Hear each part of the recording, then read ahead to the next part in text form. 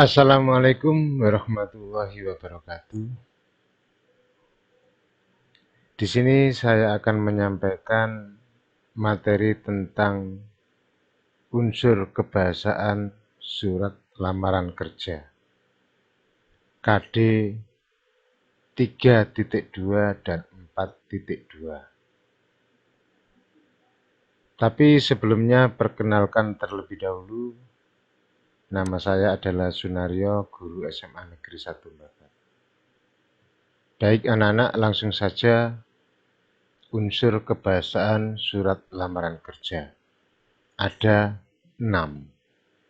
Yang pertama yaitu menggunakan bahasa yang baik dan benar.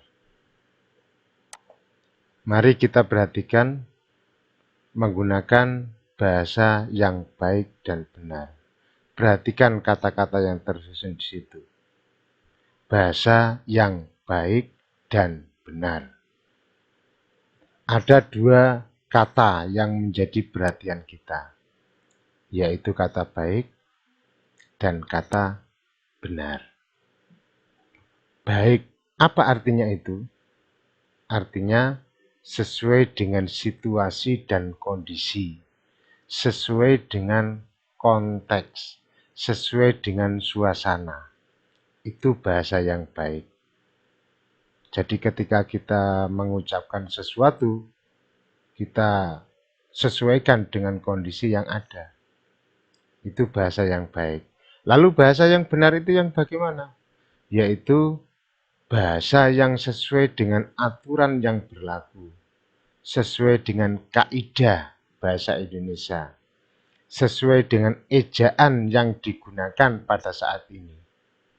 Nah, perlu diketahui bahwa ada beberapa ejaan yang pernah digunakan di dalam bahasa Indonesia. Mulai pertama kali bahasa Indonesia lahir. Apa saja itu? Yaitu 1. Yang pernah digunakan di dalam bahasa Indonesia adalah ejaan Van Ophuijsen. Berlakunya mulai tahun 1901 sampai 1947. Ejaan ini masih banyak terpengaruh dengan ejaan Belanda. Kenapa? Karena pada tahun-tahun ini Indonesia masih di dalam kekuasaan Belanda. Indonesia merdeka pada tahun 1945. Namun baru terbentuk ejaan baru pada tahun 1947. Siapa yang membentuk? Yaitu Menteri Pendidikan dan Kebudayaan pada saat itu, yaitu Mr. Suwandi. Sehingga nama ejaannya disebut dengan nama ejaan Suwandi atau ejaan Republik. Kapan berlakunya? Mulai tahun 1947 sampai 1972. Nah, setelah sekian lama ejaan Suwandi ini digunakan, maka pada tahun 1972 melalui Kongres Bahasa Indonesia yang pertama di Surakarta, yang saat ini disebut dengan nama Solo, terbentuklah sebuah ejaan baru yang disebut sebagai ejaan yang disempurnakan atau EYD. Dan ejaan ini berlaku sampai tahun 2016. Pada tahun 2016 dibentuk sebuah ejaan baru atau penyempurnaan dari EYD ini, yaitu diberi nama Pedoman Umum Ejaan Bahasa Indonesia atau PUEBI. Terbentuk pada tahun 2016 sampai sekarang. Jadi sekarang ini kita menggunakan PUEBI, Pedoman Umum Ejaan Bahasa Indonesia, sebagai kaidah yang berlaku pada ejaan-ejaan bahasa Indonesia. Baik, kita kembali ke permasalahan utama. Ejaan menggunakan bahasa yang baik dan benar. Dan kita juga harus tahu di sini ada sebuah kata sambung, yaitu kata sambung dan. Yang berarti apa? 2 hal yang digabungkan dengan kata sambung dan, artinya 2 hal tersebut dilakukan secara bersama-sama. Bukan pilihan, tapi keduanya harus berbarengan. Jadi kalau menggunakan bahasa yang baik dan benar, artinya harus sesuai dengan situasi yang berlaku dan juga harus sesuai dengan aturan yang berlaku juga. Sehingga apabila bahasa yang baik ditambah dengan bahasa yang benar akan menghasilkan bahasa yang komunikatif. Apa itu bahasa yang komunikatif? Bahasa komunikatif artinya bahasa yang mudah dipahami oleh mitra bicara. Ingat, saya menggunakan istilah mitra bicara, bukan lawan bicara. Karena orang yang kita ajak berbicara itu adalah teman dan bukan lawan. Jadi yang betul mitra bicara. Atau bahasa yang sesuai dengan konteks. Nah, apa itu konteks? Untuk mengetahui apa itu konteks, kita juga harus tahu unsur-unsur yang membangun bahasa itu sendiri. Di antaranya adalah bahwa bahasa itu dibentuk dari unsur yang paling kecil yang disebut dengan nama fonem. Kalau diucapkan itu namanya fonem atau bunyi bahasa. Nah, kalau diwujudkan dalam bentuk tulisan disebut dengan nama huruf atau lambang bunyi. Jadi huruf itu sebenarnya adalah lambang dari fonem ini. Kalau berupa bunyi namanya fonem, tapi kalau berupa tulisan namanya huruf. Maka huruf nama lainnya adalah lambang bunyi. Apabila fonem-fonem itu bergabung menjadi satu kesatuan, maka akan berbentuk atau akan terbentuk menjadi morfem atau bentuk bahasa. Dan apabila diwujudkan dalam bentuk tulisan, namanya kata dan imbuhan. Nah, mengapa kata dan imbuhan? Karena yang namanya morfem di sini ada dua. Ada morfem bebas dan ada morfem terikat. Morfem bebas disebut dengan istilah kata kalau diwujudkan dalam bentuk tulisan. Sementara morfem terikat diwujudkan dalam bentuk imbuhan. Dan apabila morfem-morfem ini bersatu atau bergabung menjadi satu kesatuan, maka akan membentuk yang namanya frase. Yang apabila diwujudkan dalam bentuk tulisan, disebut dengan istilah kelompok kata. Frase-frase bergabung menjadi satu disebut dengan istilah sintaksis. Dan bila diwujudkan dalam bentuk tulisan namanya kalimat. Sintaksis membentuk satu kesatuan disebut dengan nama alenia.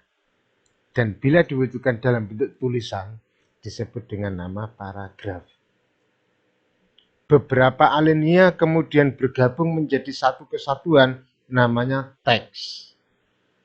Dalam tulisannya disebut dengan nama bacaan. Teks apabila digabungkan dengan kondisi yang melingkupi teks tersebut atau suasana ketika teks tersebut dibuat, namanya konteks. Jadi konteks di sini adalah makna yang tersirat, makna yang tidak tampak, yang merupakan suasana dari teks tersebut. Nah, itu dikatakan dengan nama konteks atau kalau di dalam sastra kita sebut dengan nama unsur ekstrinsik. Itu adalah konteks atau teks yang diberi unsur ekstrinsik disebut dengan nama konteks. Yang kalau diwujudkan dalam bentuk tulisan disebut dengan nama wacana. Nah, jadi yang namanya konteks itu adalah gabungan antara unsur intrinsik teks tersebut dan unsur ekstrinsik teks tersebut dikatakan sebagai konteks. Jadi suasana, situasi, dan sebagainya itulah yang dikatakan dengan nama konteks. Jadi bahasa yang baik dan benar itu artinya bahasa yang sesuai dengan konteks, sesuai dengan keadaan, sesuai dengan situasi yang berlangsung pada saat itu, kemudian digabungkan dengan aturan yang berlaku atau ejaan yang digunakan pada saat itu. Selanjutnya, unsur kebahasaan surat lamaran kerja yang kedua yaitu menggunakan bentuk surat yang standar.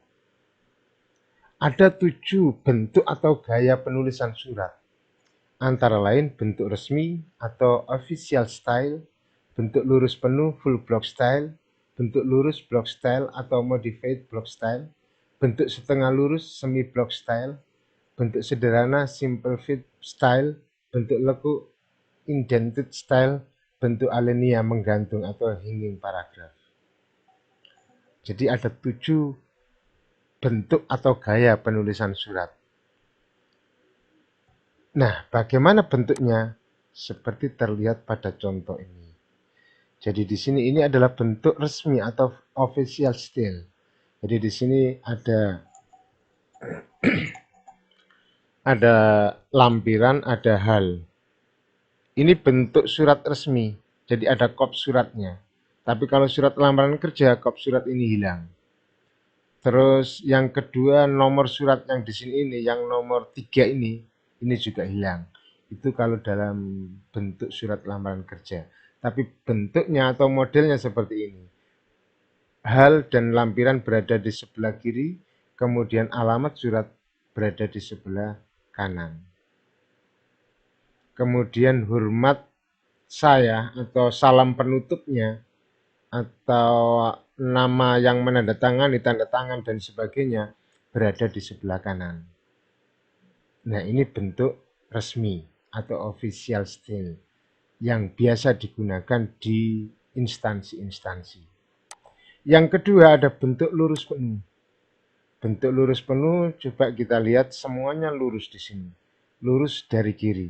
Mulai dari tanggal, kemudian ada lampiran, ada hal, kemudian alamat surat, salam pembuka, isi, salam penutup, sampai dengan tanda tangan dan nama terang. Semuanya ditulis lurus penuh di sebelah kiri. Itu bentuk lurus penuh. Kemudian bentuk lurus atau block style. Nah, bedanya di mana? Tanggal ditulis di sebelah kanan. Di sebelah kiri ada hal dan lampiran. Kemudian alamat surat ada di sebelah kiri. Salam pembuka ada di sebelah kiri. Begitu juga dengan isinya. Untuk salam penutup, nama terang dan tanda tangan ditaruh di sebelah kanan. Nah, ini bentuk lurus.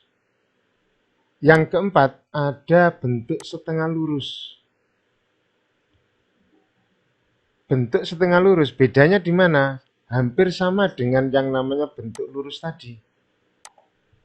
Hampir sama dengan bentuk lurus. Hanya saja coba perhatikan isinya di bagian paragrafnya. Kalau bentuk lurus, pemisah antara paragraf pembuka, paragraf isi, dan paragraf penutup dipisahkan dengan double spasi atau spasi ganda. Namun, di bentuk setengah lurus, antara paragraf pembuka, paragraf isi, dan paragraf penutup dipisahkan dengan bentuk paragraf yang menjorok ke dalam. Jadi tidak ada pemisah. Spasinya sama. Spasi tunggal. Yang lain-lainnya sama. Tanggal di sebelah kanan, hal lampiran, alamat surat di sebelah kiri, kemudian salam penutup dan nama terang di sebelah kanan. Itu bentuk setengah lurus. Jadi bedanya dengan bentuk yang lurus ada pada paragrafnya. Kemudian yang kelima, bentuk sederhana. Bentuk sederhana bentuknya seperti apa? Semuanya hampir sama dengan full block style. Hanya saja untuk paragrafnya dipisahkan dengan spasi. Double spasi. Itu bentuk sederhana. Selanjutnya yang keenam yaitu bentuk lekuk. Bentuk lekuk untuk tanggalnya di sebelah kanan, kemudian hal dan lampirannya di sebelah kiri, Kemudian alamatnya, coba perhatikan alamat. Ditulis untuk baris pertama lurus dengan hal dan lampiran, kemudian pada baris kedua di alamat agak menjorok ke dalam, kemudian baris ketiga lebih mendalam lagi. Kemudian di paragraf isinya, mulai paragraf pembuka, paragraf isi, dan paragraf penutup dibentuk dengan paragraf yang menjorok ke dalam. Kemudian salam penutup dan nama terang tanda tangan berada di sebelah kanan. Nah, ini bentuk lekuk. Jadi bedanya ada pada penulisan alamat. Dan yang terakhir yaitu bentuk alinea menggantung. Semuanya hampir sama. Ada tanggal pembuatan surat di sebelah kanan, hal dan lampiran di sebelah kiri, alamat di sebelah kiri, salam pembuka, kemudian paragraf isi yang terdiri atas paragraf pembuka, paragraf inti, dan paragraf penutup. Kemudian salam penutup dan nama terang dan tanda tangan. Hanya bedanya terletak pada paragrafnya. Dalam paragraf untuk baris pertama ke sebelah kiri tepi, namun pada baris-baris selanjutnya menggantung, masuk ke dalam atau menjorok ke dalam. Nah, itu ada 7 bentuk atau gaya penulisan surat. Untuk selanjutnya unsur kebahasaan surat lamaran kerja yang ketiga adalah menggunakan kata-kata yang sopan. Coba perhatikan kalimat-kalimat penutup surat berikut ini. Saya punya 4 kalimat. Atas perhatiannya saya ucapkan terima kasih. Ini tidak sopan. Yang kedua, atas perhatian saudara saya ucapkan terima kasih. Yang ketiga, atas perhatian Anda saya ucapkan terima kasih. Dan yang keempat, atas perhatian Bapak Ibu, saya ucapkan terima kasih. Dari 4 kalimat ini, secara struktur bahasa, berdasarkan struktur kebahasaan, tidak ada yang salah. Semuanya benar. Atas perhatiannya, atas perhatian saudara, atas perhatian Anda, atas perhatian Bapak Ibu, semuanya menjadi keterangan. Saya ucapkan ini posisinya sebagai predikat. Terima kasih ini sebagai subjek. Jadi pola kalimatnya adalah KPS. Secara struktur tidak ada yang salah. Tapi kalau kita kembalikan pada kesopanan kalimat tersebut, kalimat 1, 2, dan 3 ini dikatakan sebagai kalimat yang tidak sopan. Kenapa? Perhatiannya untuk orang yang setara atau di bawah kita. Perhatian saudara untuk orang yang setara dengan kita, namun tidak begitu akrab. Atas perhatian Anda juga sama untuk orang yang setara atau sepantaran dengan kita dan belum begitu akrab. Tapi kalau atas perhatian Bapak Ibu, nah di sini Bapak Ibu di sini kita menganggap bahwa orang yang kita kirimi surat itu posisinya lebih tinggi, derajatnya lebih tinggi daripada kita. Maka kalimat yang keempat itu adalah kalimat yang paling sopan, meskipun semuanya benar berdasarkan struktur kebahasaannya. Nah, dari sini ini yang kita katakan tadi, bahasa yang baik dan benar. Semuanya benar, tapi yang paling baik adalah yang nomor 4.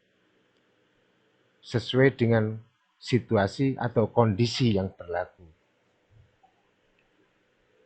Selanjutnya, untuk unsur kebahasaan surat lamaran kerja adalah tulisan harus bersih, mudah dibaca, dan sesuai dengan kaidah ejaan. Seperti yang saya jelaskan pada kalimat yang benar tadi. Kaidah ejaannya harus disesuaikan dengan aturan yang berlaku saat ini. Tulisan bersih, artinya surat lamaran pekerjaan hendaknya ditulis dengan menggunakan tulisan tangan dan usahakan tidak ada coretan atau tip ekan. Kemudian mudah dibaca, usahakan untuk menulis yang paling bagus sehingga yang membaca tidak bingung dan sesuai dengan kaidah ejaan. Yang selanjutnya yang kelima menggunakan kata pengantar yang jelas, singkat, padat, informatif, dan tepat sasaran. Jadi tidak boleh bertele-tele. Harus singkat, padat, informatif bahwa saya atau kami mendapat informasi dari media massa atau informasi dari teman bahwa di perusahaan Bapak membutuhkan karyawan dan seterusnya. Dan yang terakhir adalah melengkapi bagian-bagian surat termasuk hal, kemudian tempat atau tanggal, alamat, salam pembuka, isi surat, salam penutup, tanda tangan, dan nama terang. Ini struktur dari surat lamaran pekerjaan tersebut harus lengkap. Nah, demikian yang bisa saya sampaikan tentang unsur kebahasaan surat lamaran pekerjaan. Semoga bermanfaat dan saya akhiri. Assalamualaikum warahmatullahi wabarakatuh.